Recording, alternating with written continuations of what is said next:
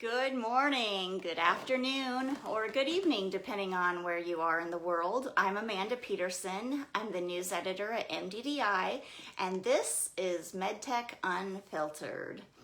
The topic that we are discussing today is, can MedTech learn to coexist with the likes of Apple and Fitbit and Google and Amazon and all of those consumer tech giants that have dipped their toes into medtech waters in recent years, and actually more than dipped their toes in. Some of these companies are diving in all the way. So it is an interesting and timely topic because a couple of weeks ago, just in case there was any doubt that Apple is in healthcare for the long haul, the latest version of Apple Watch can actually monitor your blood oxygen levels even while you sleep.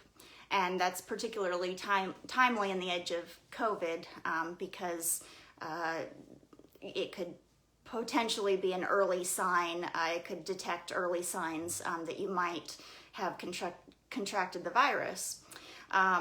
And Apple also launched 3 new clinical trials that will evaluate the new feature. That news hit just a couple days after Fitbit unveiled its ECG app, which will be available in October. And of course, that was kind of a big news because Apple had unveiled its ECG app in 2018, right about 2 years ago now, I believe. And that was caused a big to-do in medtech. There were a lot of conflicting opinions from traditional medtech professionals about whether or not Apple should be offering features on its Apple Watch like an ECG app.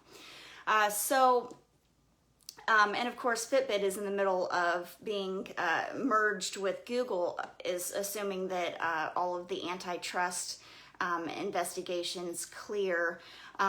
So, ultimately, Google could be offering an ECG app on the Fitbit. And these announcements reminded me of MD+M Minneapolis last fall because the presence of Apple and MedTech was a hot topic both on stage and off stage. And again, I heard a lot of people throwing shade at Apple, saying that the ECG feature was only marginally different from what AliveCor has been doing for years. And a lot of people seemed intimidated by the scale of this new competitor. The CEO of AliveCor himself, in fact, was at that conference and pointed out that Apple's after-tax profit is twice as much as Medtronic's revenue. Now that's pretty outstanding, so I'm going to say it again, okay? He pointed out the fact that Apple's after-tax profit is twice as much as Medtronic's revenue. And of course, Medtronic is the largest pure-play medical device company in the world, so that is saying something. So to a company like AliveCor, or really any medtech company, it must seem like Apple just has unlimited resources.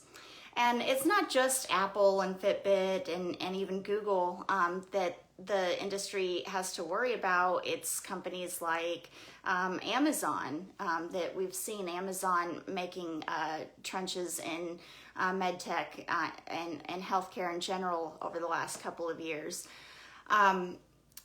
And these companies are not only competing from a technical standpoint or a product offering standpoint, they're actually competing from a recruiting standpoint too, because they are hiring directly from the medical device industry because they need people with experience navigating the regulatory system. And that's something that MedTech has that those companies don't have. So the way that those companies get that talent is they recruit directly from the industry that has that expertise. But setting aside all of those intimidating factors and reasons why we might huff and puff a little bit when we hear that these giant companies are trying to kind of encroach on our turf, so to speak, let's just think about all of the opportunities that those companies can offer to the healthcare industry at large in terms of data and market expansion, and not to mention what all of that ultimately means for patients. Competition breeds innovation, innovation drives better patient care, and that's a win for everyone, at least in theory. Speaking of competition, the first of 3 U.S. presidential debates is tonight, and MD+DI will be live tweeting any healthcare takeaways throughout the event. So follow Med Devices on Twitter if you want to exchange thoughts about potential medtech implications. And thank you for joining us for this MedTech Unfiltered. See you next week.